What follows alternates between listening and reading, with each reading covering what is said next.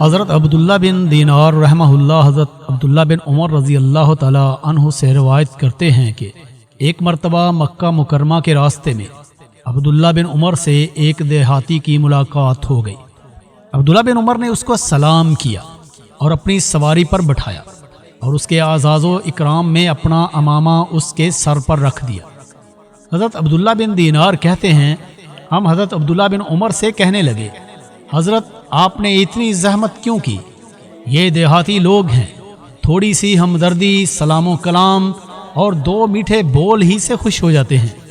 حضرت عبداللہ بن عمر رضی اللہ تعالی عنہ نے فرمایا، اس کے والد میرے والد سے بہت محبت کرتے تھے اور مجھے رسول اللہ صلی اللہ علیہ وسلم کی وہ حدیث ابھی تک یاد ہے جس میں آپ نے فرمایا، سب سے بڑی نیکی بیٹے کا اپنے والد سے محبت کرنے والوں کے ساتھ صلہ رحمی کرنا ہے۔